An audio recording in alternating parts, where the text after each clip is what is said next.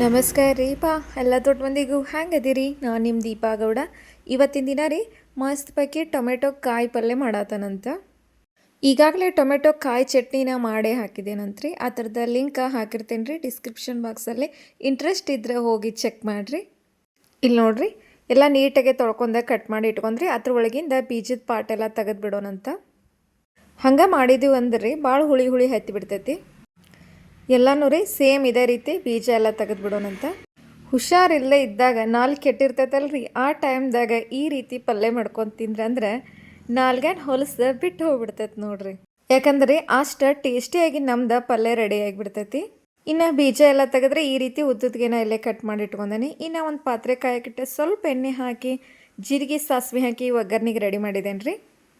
ಇಲ್ಲಿ ನೋಡ್ರಿ, ಒಂದು 3 ದೊಡ್ಡ ಈರುಳ್ಳಿನ ಕಟ್ ಮಾಡಿ ಇಟ್ಕೊಂಡೀನಿ ರೀ. ಯಾಕಂದ್ರೆ ಟೊಮೆಟೊ ಕಾಯಿ ಸ್ವಲ್ಪ ಇದ್ದಿದ್ದರಿಂದ ರೀ ಒಂದಿಟ ಈರುಳ್ಳಿ ಪ್ರಮಾಣನ ಇಲ್ಲೇ ಹೆಚ್ಚು ಹಾಕೊಂಡೇನೆ. ಸ್ವಲ್ಪ ಕರಿಬೇವು ಹಾಕಿ ಕಲರ್ ಚೇಂಜ್ ಆಗೋವರೆಗೂ ಹುರ್ಕೊಂಬಂದ್ಬಿಡೋಣಂತ.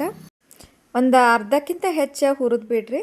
ನೋಡಿರಿ, ಇಷ್ಟ ಆಯಿತು. ಇನ್ನು ಹೆಂಚಿಟ್ಕೊಂಡಿದ್ದೀವಲ್ರಿ ಟೊಮೆಟೊ ಕಾಯಿ, ಅದನ್ನು ಸೇರ್ಸಾತೇನೆ. ಈ ಟೊಮೆಟೊ ಕಾಯಿ ಒಳಗೆ ರೀ ಭಾಳ ಥರ ಮಾಡ್ತಾರೆ. ಈಗ ನಾನು ಒನ್ ಟೈಪ್ ಮಾಡಿ ತೋರ್ಸತ್ತೆ ನಿಮಗೆ. ನೋಡೋಣ, ಅನುಕೂಲ ಆದ್ರೆ ನೆಕ್ಸ್ಟ್ ಟೈಮ್ ಮತ್ತು ಬೇರೆ ಥರ ಮಾಡಿ ನೋಡೋಣಂತ. ಇನ್ನು ಸ್ವಲ್ಪ ಸಣ್ಣ ಉಪ್ಪು ಹಾಕಿರಿ, ಒಂಚೂರಷ್ಟು ಹೊಳಸಾಡ್ಕೊಂಡು ಬಂದುಬಿಡೋಣ. ಇದಕ್ಕೆ ರೀ ನೀರದು ಹಾಕೋ ಅವಶ್ಯನೇ ಇಲ್ಲ. ನೀವು ಆರಾಮಾಗಿ 4 ರಿಂದ 5 ದಿನ ತಿನ್ಬೋದು. ಮತ್ತು ಜರ್ನಿ ಮಾಡೋರಿದ್ದರೆ ಚಪಾತಿ ಜೊತೆ ಇದನ್ನು ಆರಾಮಾಗಿ ಕಟ್ಕೊಂಡವ್ರೆ ಮಸ್ತ್ ಬೇಕಿ ಟೇಸ್ಟಾಗಿ ಕೊಟ್ಬಿಡ್ತೈತೆ ರೀ. ಇನ್ನು ರುಚಿಗೆ ಎಷ್ಟು ಬೇಕಲ್ಲ ಅಷ್ಟೇ ಖಾರ ಹಾಕಿದ್ದೇನಂತ್ರಿ. ಸ್ವಲ್ಪ ಗರಂ ಮಸಾಲೆ ಹಾಕಿದ್ದೀನಿ ಮತ್ತು ಧನಿಯಾ ಪುಡಿ ಹಾಕಿದ್ದೇನೆ ರೀ.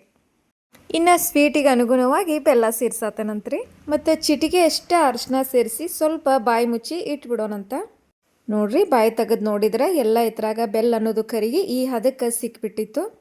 ಈ ಟೈಮ್ದಾಗ ರೀ ನಾ ಇಲ್ಲೇ ಗುರೆಳ್ ಪುಡಿ ಸೇರ್ಸಾತೇನೆ ರೀ. ಮೊದಲ ಹುರದ ಪುಡಿ ಮಾಡೇ ಇಟ್ಕೊಂಡ್ಬಿಟ್ಟೀನಿ ರೀ. ಅದನ್ನೊಂದು ಚೂರು ಸೇರಿಸಿ ಇನ್ನು ಮೇಲೆ ಮಿಕ್ಸ್ ಮಾಡ್ಕೊಂಬಿಡೋಣಂತ.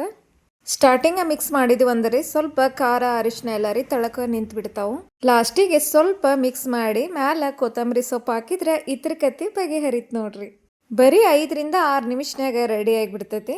ನೋಡ್ರಿ, ಫೈನಲ್ ಆಗಿ ನಮ್ಮ ಟೊಮೆಟೊ ಕಾಯಿ ಪಲ್ಯ ರೆಡಿ ಆಗೈತಿ. ಇಷ್ಟ ಆದ್ರೆ ಲೈಕು ಶೇರು ಚಾನಲ್ನ ಸಬ್ಸ್ಕ್ರೈಬ್ ಮಾಡ್ರಿಪ್ಪ. ಇನ್ನೊಂದು ವಿಡಿಯೋದಾಗ ಮತ್ತೆ ಭೇಟಿಯಾಕನ್ರಿ. ಅಲ್ಲಿವರೆಗೂ ಬಾಯ್.